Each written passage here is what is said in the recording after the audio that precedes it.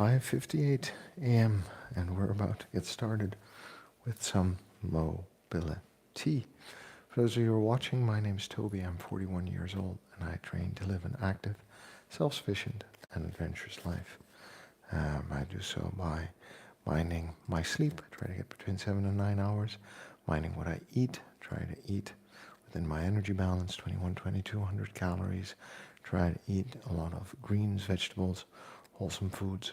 And I try to eat between 120 and 150 grams of protein. I also show up for strength training, conditioning training, and mobility training. Today is a mobility day. I am struggling a little bit this morning, as in I was a bit groggy this morning because I opened a bottle of wine before dinner last night. And there you see that when you have a glass or two, in this case 2.5 glasses of wine, which was very tasty and enjoyable, one of the rare occasions that I actually do that, it interrupts your sleep. And when it interrupts your sleep, you wake up the next morning feeling slightly less recovered and well as you know you can, because of all the other nights where you do sleep well. But that to the side, 90-10 rule, right? Once in a while, we also eat food for pleasure. It's not just functional. This is about the way I feel, not about the way I look. I would like to feel fit, capable, and confident for whatever life is going to throw at me. That means that I would like to be able to be strong enough to lift things off the floor and carry them around. Think of suitcases when we travel. I would like to have the focus throughout the day, to focus on both my children, my family, my career, and the work that needs to be done. I'd like to have the energy and stamina levels to play with the kids, but also to go out and do fun things in nature or in parks or any other activity they might be interested in.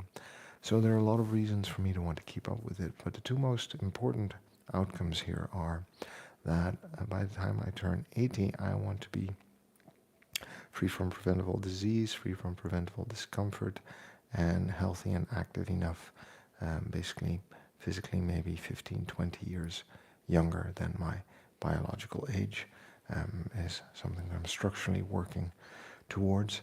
And the second reason is that I want to be able to set a good example for my kids and play and engage with them as they grow older in life. Every day I have one goal, that's to show up for 30, 45 minutes and do something, whether it's strength training, conditioning training, or mobility, something else, but at least grab those 30 minutes early in the morning to get a head start on what usually turn out to be busy days. So if that's something you're interested in, you can go ahead, say hi to me in the chat, subscribe to the channel, and we can continue this conversation. I always like to say, remember that whatever your fitness journey is, you're good just the way you are. We've got to love ourselves before we can move on, because it's the person we are today is going to get us to where we want to be tomorrow. So a bit of kindness is going to go a long way. And the only way to get anything done, friends, is by showing up and doing the work. 6:01, I'm going to hit the timer. And we are going to get started a bit later than usual. So it's probably going to be a slightly shorter session. And I also am really looking forward to a cup of coffee.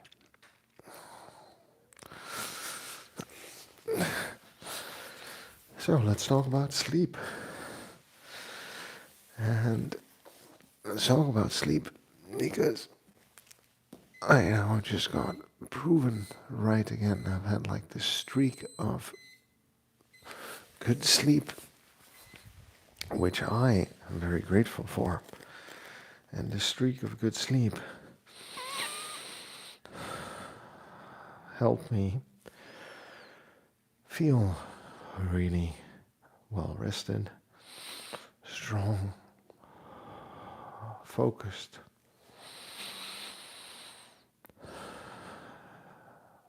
and able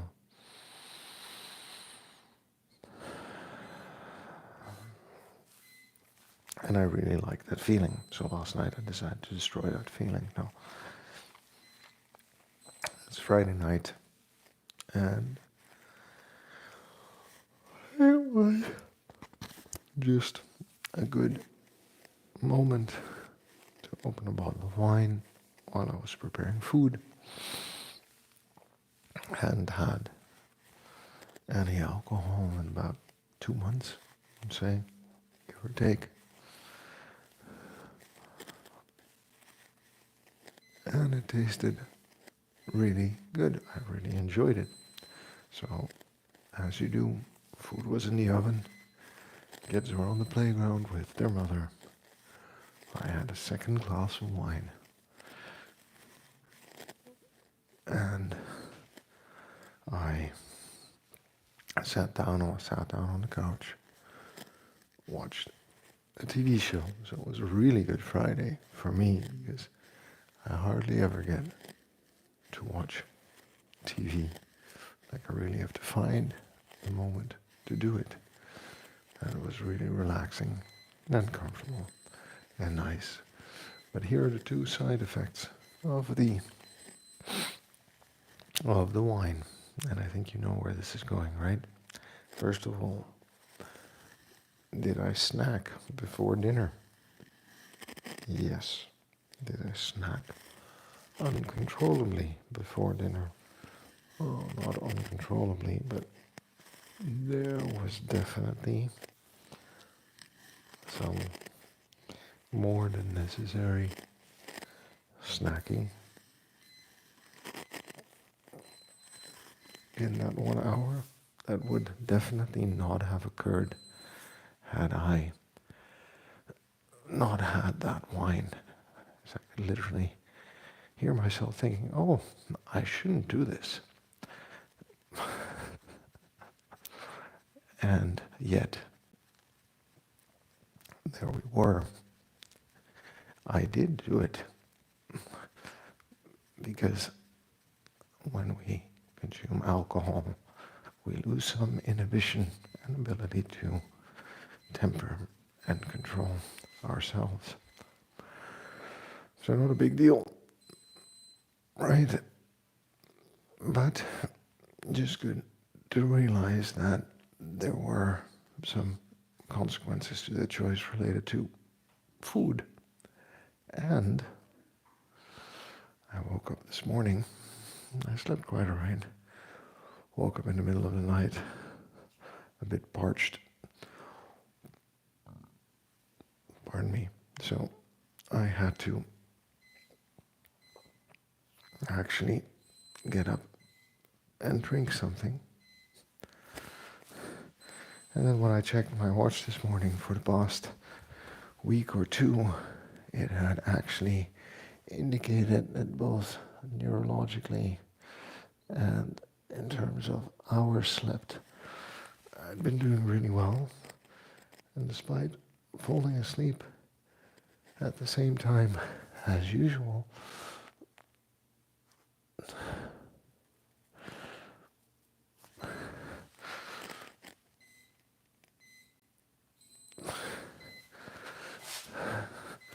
and having made the hours, I did not rest as much or as well as the week before. So, streak broken. And I can tell you, I also feel it a little bit. I added 40 minutes to my sleep when I woke up, and I fell right back asleep. I felt a lot better with those extra 40 minutes on the clock. So we can make of that what we will, but sleep and alcohol are not best friends. All right, that by way of an introduction to the all-important topic of sleep and why it does matter for health, fitness, life, and longevity. We're just going to do this one again. That's such a nice stretch. So, let's first frame this, right? We want to think about ourselves as professional sleepers. We have a career or a job, responsibilities that we show up for. We put in the time, we get paid, and it pays for our life. And we want to think about sleep exactly the same way if we are interested in our own health, fitness, and longevity. Okay? If we're not, maybe it doesn't matter as much. I'm going to walk you through some of the outcomes of why it matters to take it that seriously. So, what does it mean when we view life as a professional sleeper? Well, it means that we have a set bedtime, we have a set waking time. We ideally have a span of 7 to 9 hours between those two. And we have 30 minutes to an hour in which we wind down before we actually go to sleep. All right. The second thing I want you to think about is that sleep, like nutrition, is a skill. There are different aspects of sleep that we can learn about and get good at that are going to help us get better at this thing called sleeping. It's not like you're going to train yourself to get more out of yourself while you're sleeping, but it's about the skill of sleeping.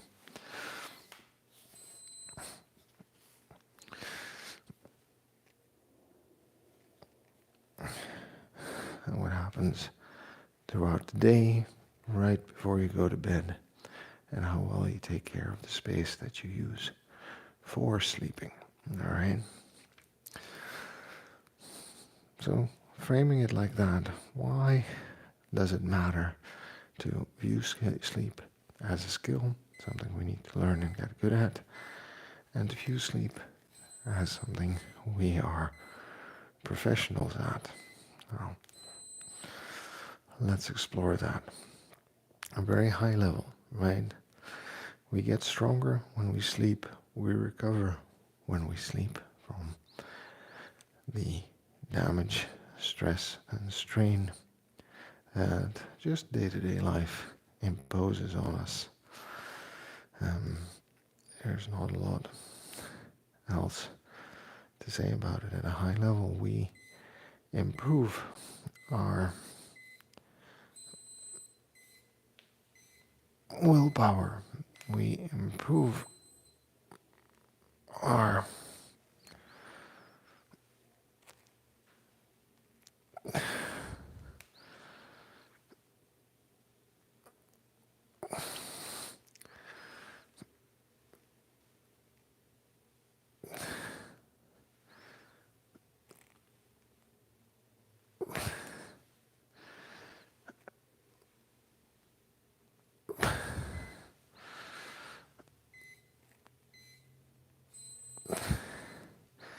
well-being by sleeping. So we are better able to control our decisions and impulses when we're well rested. And we tend to generally feel better about ourselves and about life when we are well rested. So take those two things in stride with the skill of sleeping and what we're trying to accomplish there. Okay? So what happens to our bodies when we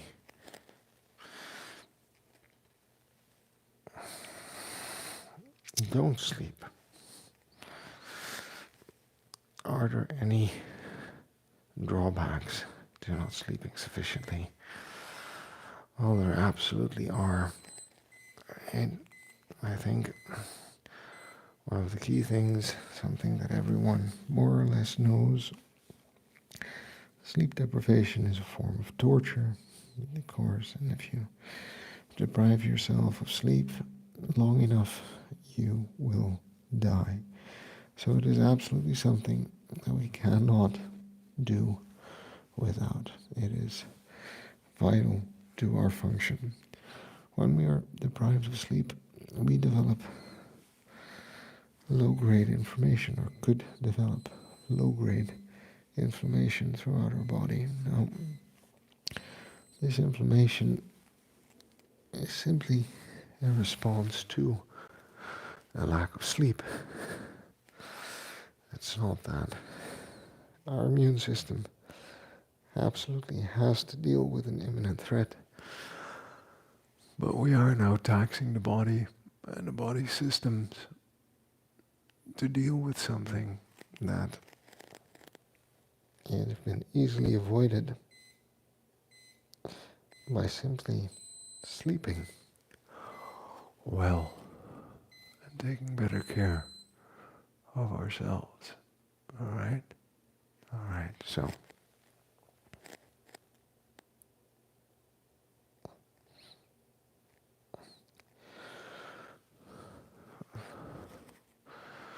we don't want to just cause inflammation in ourselves for no reason. It's not helpful to our short and long-term health outcomes. We also need to talk about our brain. So let's focus on the prefrontal cortex, our brain.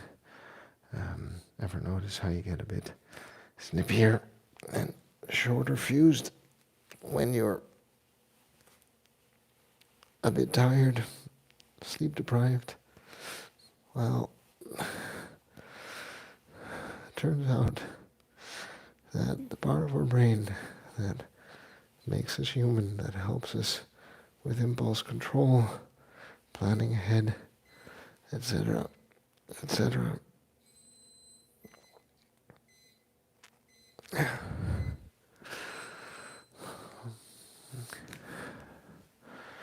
turns out that... Oh, hey there. Good morning. I hadn't noticed all of the messages. Let me just come and say hello, YouTube Punk. Hey, friend. It's been a while. Good to see you doing well. Thanks for dropping by. Justin, thanks for dropping by saying hello. I hope you're well. I'm making... Oh, thanks. I appreciate that. I'm glad you like the shorts. And Wendy Garcia. Hello, Wendy Garcia. Thanks for dropping by saying hello. I hope you're well where you are in the world.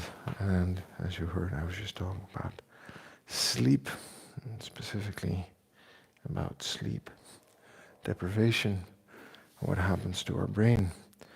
So the prefrontal cortex, actually, two things happen. First, it doesn't function as well as it could when we don't sleep. And second, it actually seems to become a lack of sleep negatively affects the structure. It diminishes the structural soundness of the part of our brain that is responsible for a lot of the good things that we as human beings are capable of doing. So,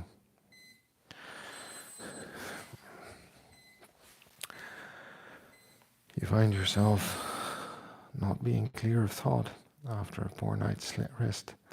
You find yourself making impulsive decisions, snipping at people because they are people who are just existing there in a world where you didn't sleep enough. It is because you have inhibited your brain from doing what it does best, which is helping you manage your own short fuse. All right?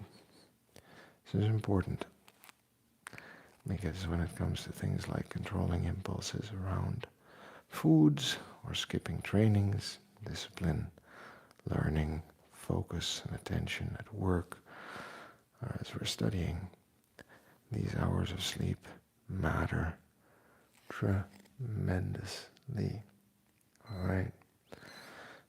Here's another one. A big one probably. Increased eating. Simply by not sleeping, we will start to eat more. Okay? Simple. We will, very simply put, try to eat between 200 and 500 calories more in a day when we don't sleep without thinking about it. We also tend to start preferring fattier foods for some reason. And we overeat without considering it.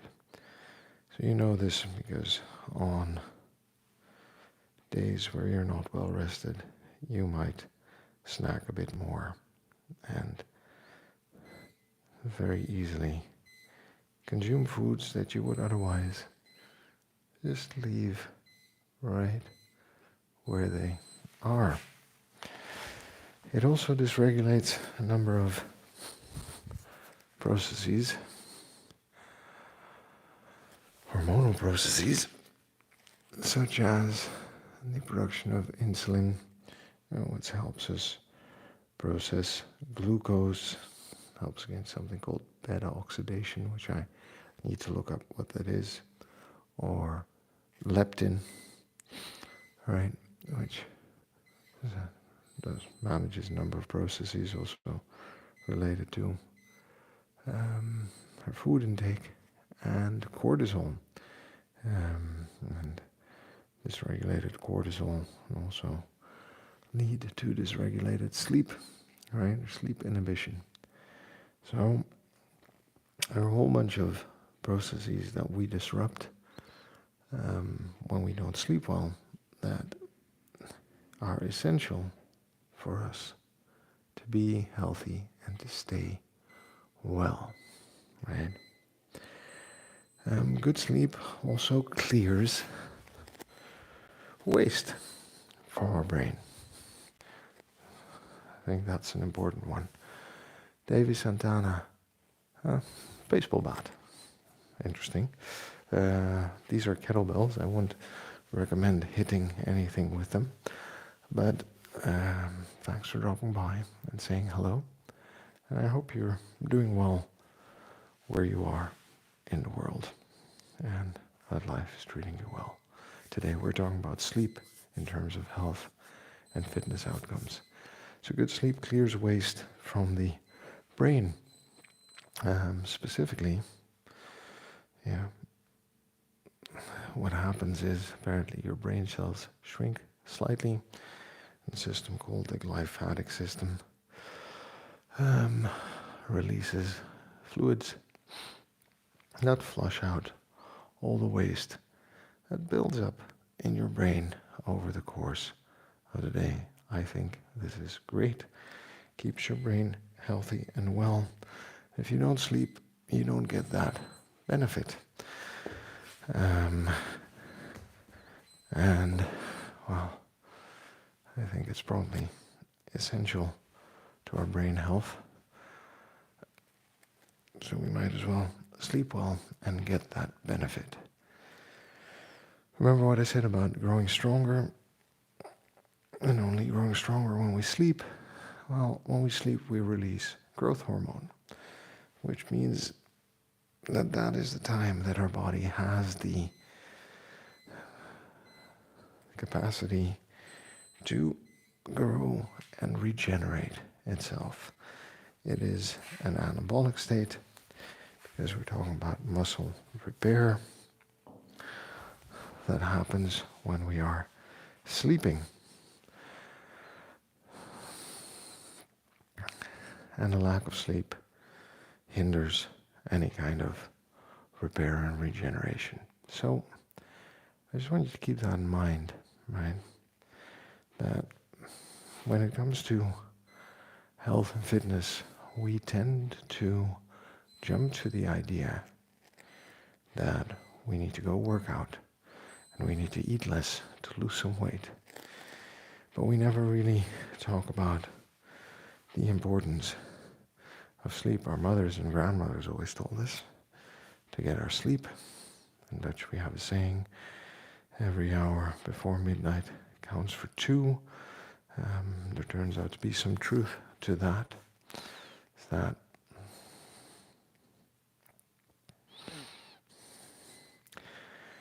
the best quality of sleep, or we get the most out of the sleep, the first couple of hours of sleep before midnight. All right, so here we are. Now we know all of this. And we understand when we say, well, we get stronger and recover when we sleep, why this matters. Why you say, you'll have more willpower, you'll be better able to make decisions, and your overall well-being will likely increase when you sleep better. For all of these reasons and more, there are a lot more details that we can talk about. There's a lot more research that has been done on this topic that is absolutely fascinating and interesting.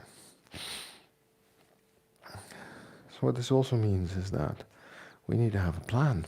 We need to be able to turn this idea of, hey, I'm going to prioritize sleep, behave like a professional sleeper,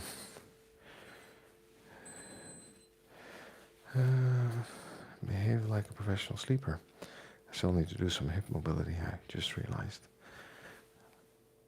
And I need to do that in everyday life. So let's break it down.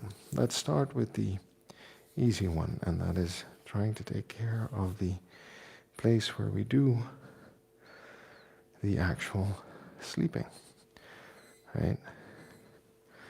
I think it's important there that we realize that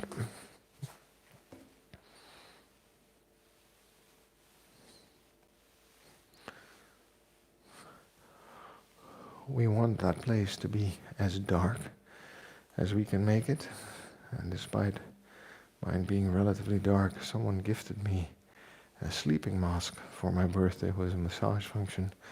I'm not that big of a fan of the massage function, but the sleeping mask itself, super comfortable. Hey there, Poor Man's Gym. Thanks for dropping by. It's been a while. It's good to see you. I hope you're doing well. I hope life is treating you well.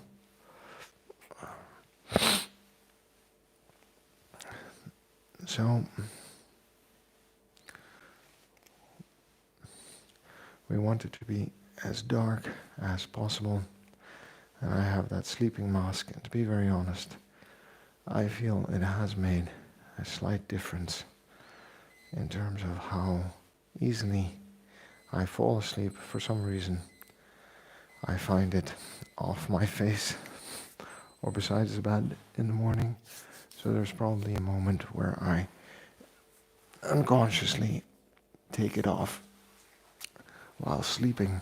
I don't know why. I'm going to come and read your message in a moment to say hi, but I hope you're doing well where you are in the world. And I'm glad that you're dropping by and saying hello. So look,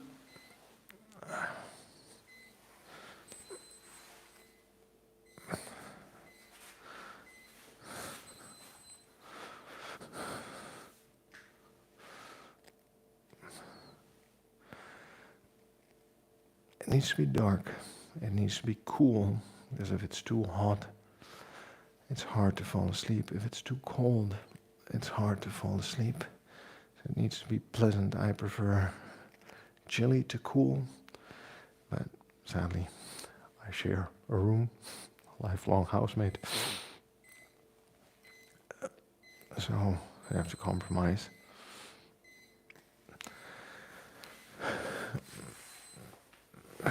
And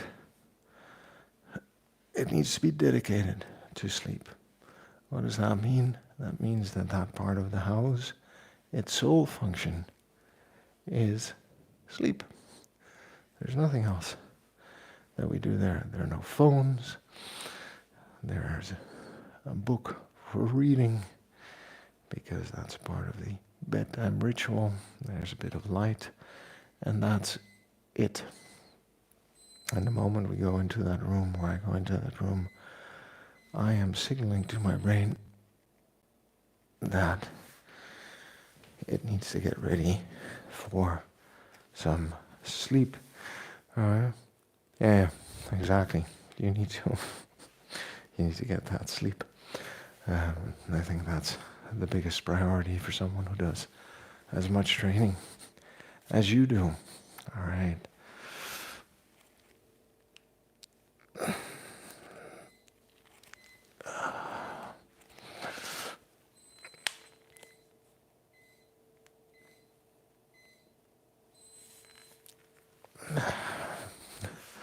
So then, setting the times at which we are going to sleep. And at 6:29, we're almost at the end of this. We're going to do like 3 core exercises.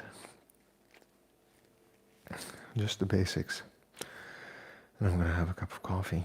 And today we're doing a bit of a compressed version of the routine. So basically it starts with the wake-up time. That is your key here. Second skill. What time do I want to wake up? For me, that's 5 o'clock. For you, that could be 6, 7, 8.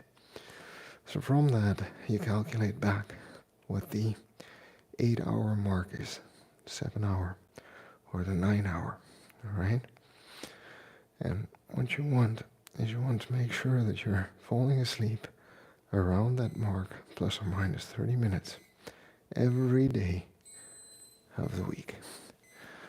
Why? That consistency, that rhythm, has huge payoffs for the stability, quality, and impact of your sleep, and also of your circadian rhythm. Okay? Then there's the hour before sleep, where we're preparing. So this is a bit of a commitment, but we need to find that time to disconnect, unwind, unhook ourselves from the life and the demands of life that screens impose on us. All right? So I want you to really think about that. What are some things that you would enjoy doing in that hour before sleep that don't involve screens? Could be meditation, breath work, reading, tidying up, some crafts, journaling. Could be many things that you might be interested in doing. But what's going to happen is that you are going to find that you arrive in that space dedicated to sleep, at peace, calm, mentally ready to switch off the body. And that's very important.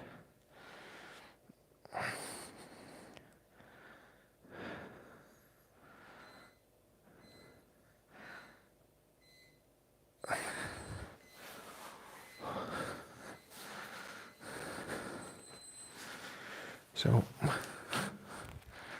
I'm just going to be walking around the mat here.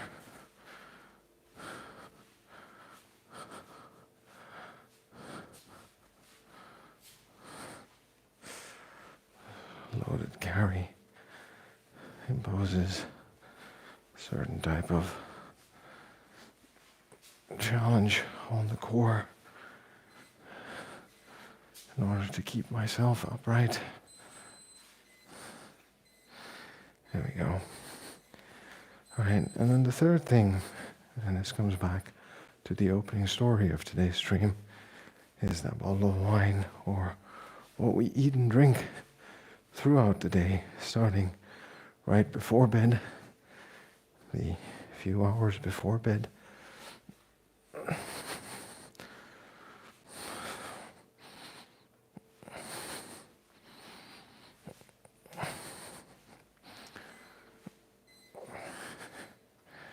There we go. And we're good to go for the day. Right? Alcohol interrupts sleep. Heavy meals, better not. Better to have a light meal in the evening, and better as far away from sleep as you can take it.